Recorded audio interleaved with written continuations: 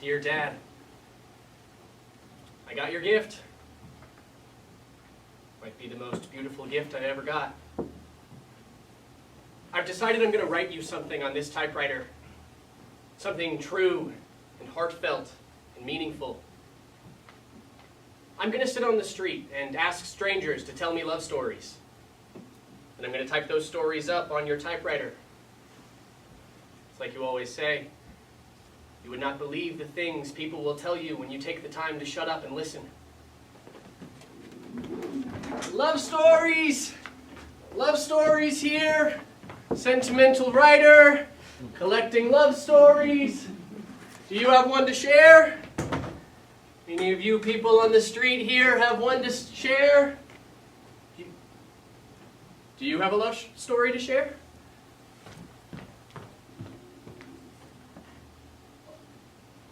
Love stories? I've got one. I'm Helen Clark, but I'm not the Prime Minister from New Zealand. I'm from Columbus. I moved when I was very young, but not before I started smoking. Now listen carefully, because smoking is a big part of mine and Norm's love story. I don't smoke anymore, but I could be convinced if you ask me after a roast dinner. But I wish I never started smoking. And that's got more to do with true love than good health. I met Norm at a fencing class. Huh.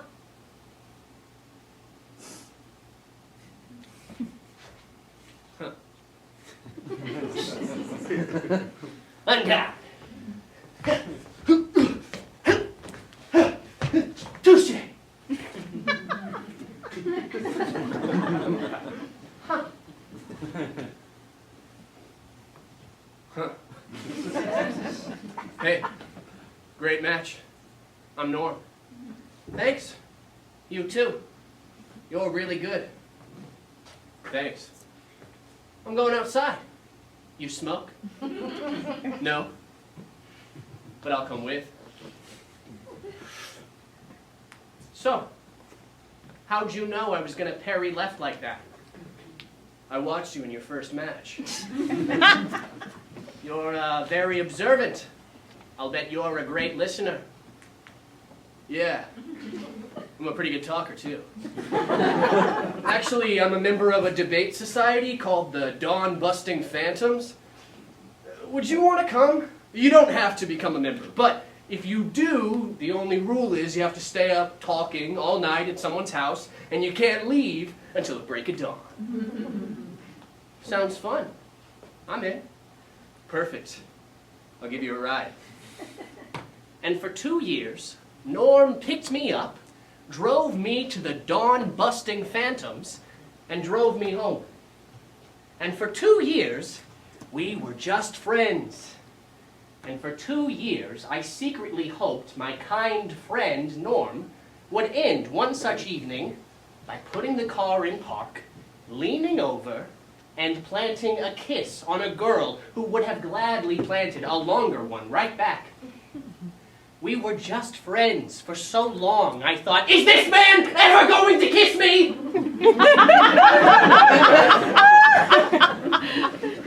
And then one night, he did. A perfect kiss. A lip-locked, star-crossed kiss.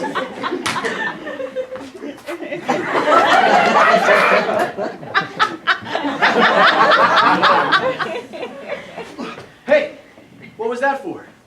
What took you so long to kiss me? I never had the chance. You always had a cigarette in your mouth. Touché. And he was right. I chain smoked back then. Marriage was difficult between our families, so we eloped. I was teaching at the time, and I remember I sewed my wedding dress underneath my desk during class. Then I took off one Friday, and when I came back on Monday, I was Mrs. Clark. I think he always knew how much I loved him. I just have one regret from that time.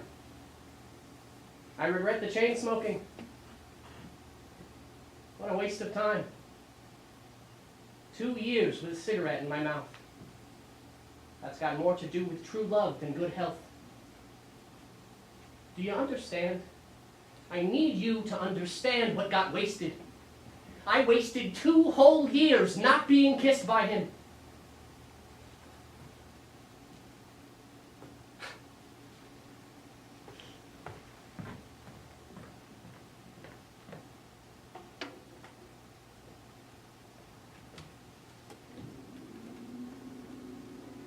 Helen Clark knows what love is, Dad. Love is 2 years of not being kissed by Norm Clark. Love is a fistful of the time you can't get back. What's up? What's up, everybody? Hello. I'm coming to get that class. Hey, anybody on the street here want to sign up to sponsor a kid? Anybody want to sponsor a kid? I can sign you up right now. Yo, love stories. You got to really start, bro? You catching some stories? Sweet. Well, hey, would you want to sign up to sponsor a kid? I can sign you up right now. No, that's okay. I understand. You don't know me. I don't know you. You don't know anything about my organization, and you're probably not too keen on handing your credit card details over to some stranger on the street. I get it. Look, I gotta make my rounds for the day, but if you're still here this afternoon, I want to tell you a love story. I want to tell you the story of how I got these gold flecks in my teeth. You want to hear that story? Sweet. I'll see you later then. Hi, I'm Claudia. I've got an insane love story. It's kind of long, but aren't all the best kind. Okay, so when I was 18, I was a stripper. And I've known this guy Harry since I was 15, and Harry and I started talking on the phone. And Harry's dad came to the strip club every night, but Harry didn't know I was a stripper. Until one night, Harry's dad brought Harry to the strip club for the first time. And I'm just up there and I'm like, oh. And Harry's like, do you want to get a bite? And he was really weird about it, but I was like, yes. And we did, and now we're just like really happy. And his family is so good about it. And it began in a strip club, but it's so good. And yes, he's a bit weird. And I feel that his brain is often on pending. And I feel it's a brain that was probably dropped a lot as a child. But also I love it. And I don't know if he's the one, but what I do know is that tomorrow isn't promised. And if tomorrow isn't promised, then today he's the one. What? What is love? Love is magic. Love is the magic that can change the world.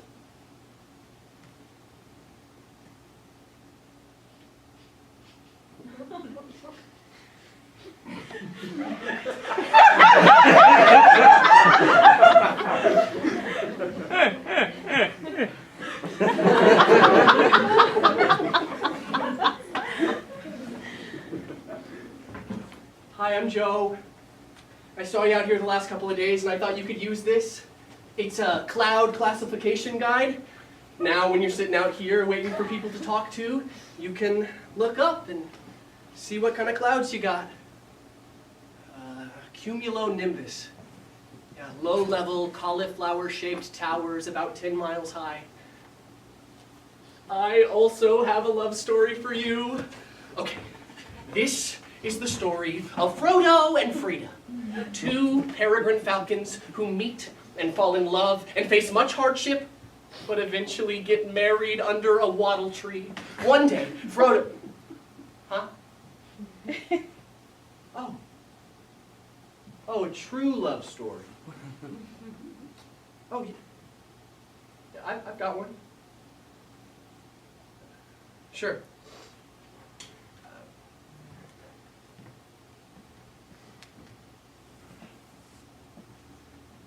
Julian was the love of my life.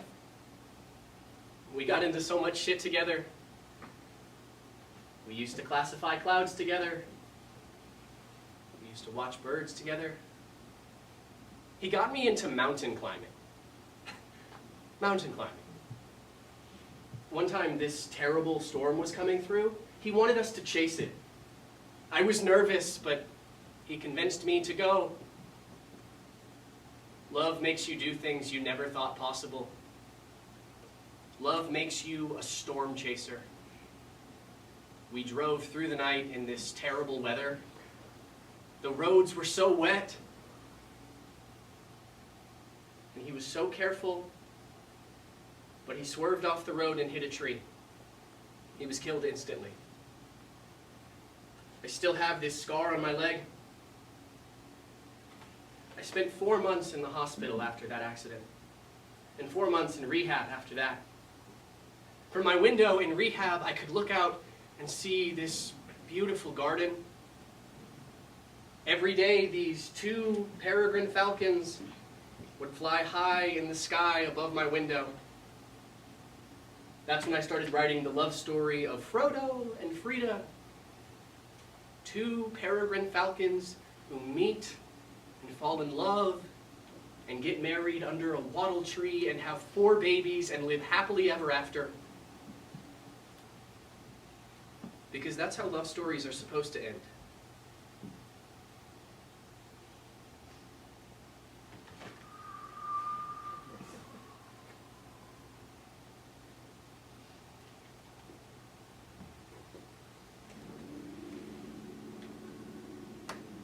Love makes you do things you never thought possible. Love makes you a storm chaser. Love is a mountain. Love makes you a mountaineer.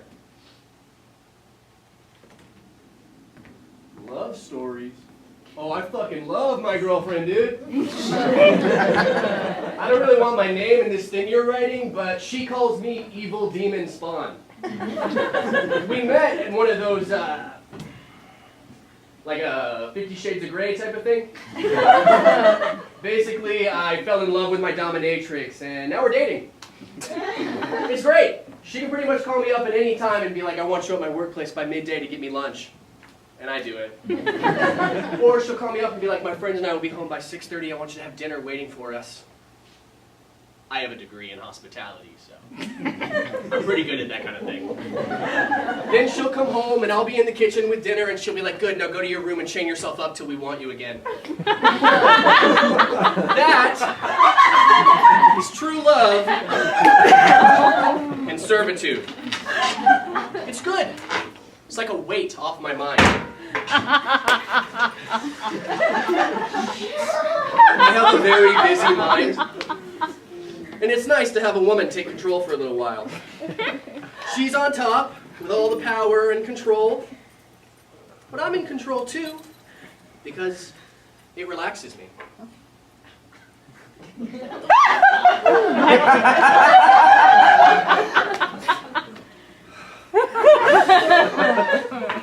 It's interesting now that we're dating. Like, she's very powerful in her day job. Always in control, always very focused. But I gotta teach her, she can't always be in control of me. I'm my own person. See, I go both ways. I'm a switch. I top, I bottom.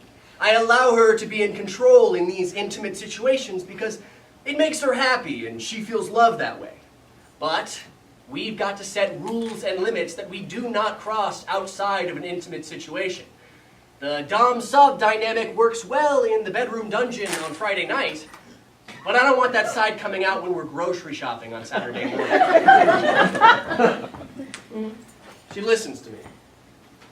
Lately, it's the caring partner I see outside of the dungeon I'm falling in love with.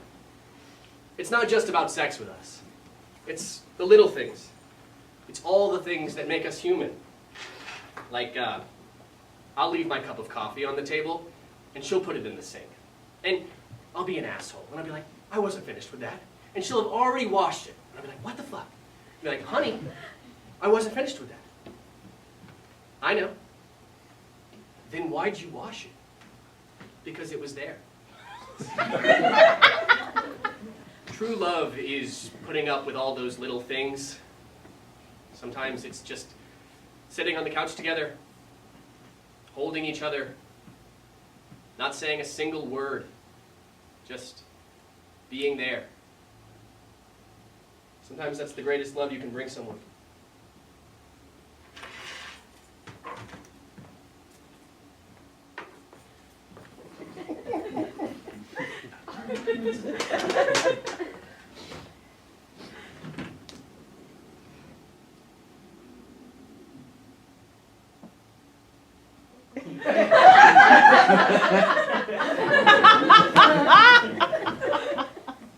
Love is being in control. Love is letting go. Love is not saying a single word. Just shutting the fuck up and being there. Yo, what's up? What's up? I'm back. Yeah. Yo, you heading home for the day, bro, or you got time for one more story? Sweet. So, my parents weren't really able to be around for me when I was a kid. My grandparents took me in, and they showed me what it means to be a parent. That's why I'm doing this whole sponsorship thing. Like, I know what it feels like to have no one. I see kids in this shelter, and they don't know where their next meal is coming from, and it's like, I was there at one point, you know? And the only thing that saved me was my grandparents. They're gone now. And it was difficult to watch these two important people in my life disappear. But, can you see the gold in my teeth? That's gold from my grandparents' wedding rings. My grandma's favorite part of me was always my smile, so now, whenever I feel lost, I just look in a mirror, and I smile, and I remember who I am, and where I come from, who I come from, and then I don't feel so lost. Oh, don't cry, bro. No, you cry, I'm gonna cry. No, it's a huge blessing for me. My grandparents are with me always, and they're with every person I smile at. And now they're with you, because I'm smiling at you, and that's how it works. Hey, can I ask you something, man? I told you why I'm doing this sponsorship thing. What about you? Don't you have a love story? Me? Yeah. How about I tell you the love story of why I think my old man wasn't much of a hugger. So did you know, on average, a hug lasts 3 seconds? A psychologist in Scotland did a study, and yeah, 3.2 seconds. I hugged the Dalai Lama much longer than I ever hugged my old man. I flew to India for a journalism assignment where I got to ask the living bodhisattva one question. Why am I here?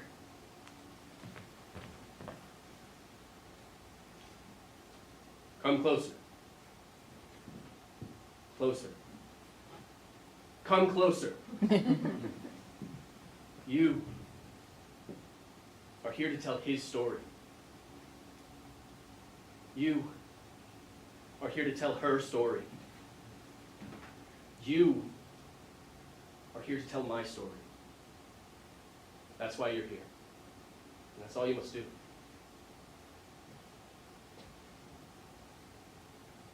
And he was right. That's exactly why I'm here. It's why I'm standing on this street corner today. And then we hugged. And it was one of those embraces you just didn't want to pull away from. A few years ago, I wrote this article about joining a men's well-being group. I flew to a secluded forest in Mount St. Byron with about 30 other men. A wise man there led us through 3 days of self-reflective exercises while providing insights into why a lot of us were pretty bad at giving hugs that lasted anywhere close to 3 seconds. His name was Elder Blackburn. Excellent work, my beautiful boys. Now, run through the forest. Flap your arms behind you. You are a flock of coastal birds. Cuckoo! Cuckoo!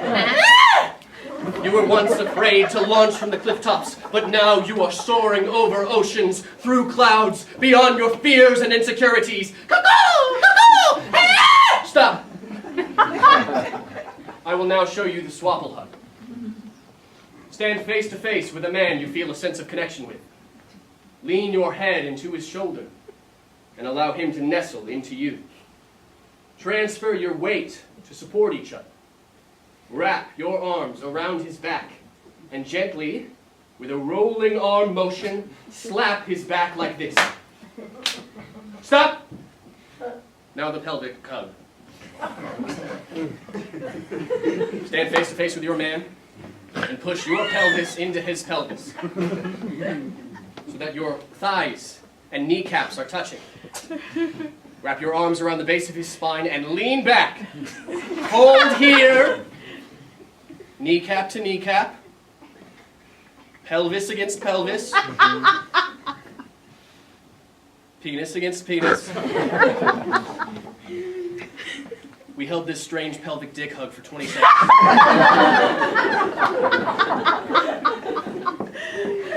18 seconds longer than any time I hugged my old man. My old man wasn't a hugger, but he showed his love in other ways. The care he took to put a worm on my fishing hook. Brief, encouraging words on the way to soccer practice. He was quiet a lot, but he was listening. He taught me the greatest gift you can give the world is to shut up and listen to it. Sometimes after he'd fallen asleep on the couch, I'd wake him up to help him get back to his room. He'd wake up and say, "Give me a hug, son." And I'd reach up, put my face in that place on his neck, and he'd smell like Old Spice and beer and Jim Beam and beer nuts. I'd say, "I love you, Dad."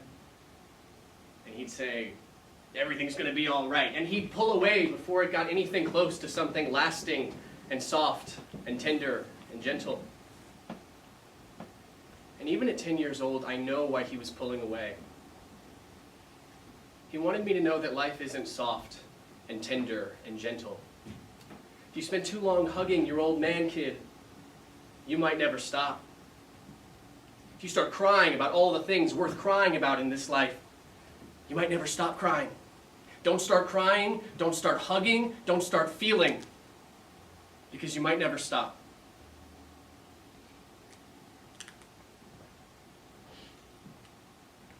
I went to see him after he died to pick up his typewriter. I remember sitting outside of his room thinking I wouldn't go in to see his body. I didn't want to start crying in case I couldn't stop. But I told myself I could handle it.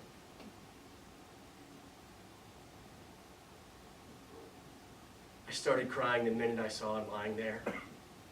And I haven't stopped crying over him because I've never loved another man more than him.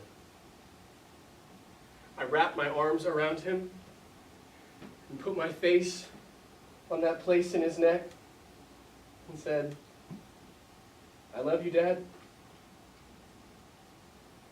And I realized this was a hug he couldn't pull away from. So I held him for as long as I needed to hold him. And it seems so fucking tragic and absurd now that I sit here on this street corner that the longest hug I shared with my dad is the one we shared when he was dead.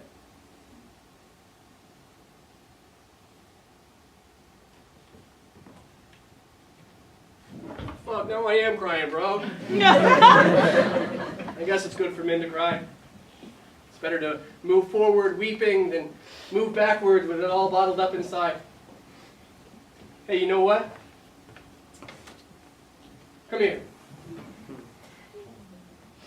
And at this point we hugged.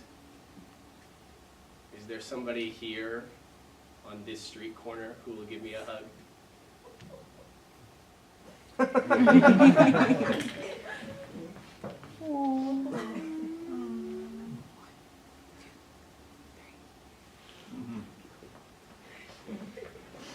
And then I handed him my credit card. I sponsored a kid. Eric is 16. He lives in Uganda. And I write him letters every week on my dad's typewriter.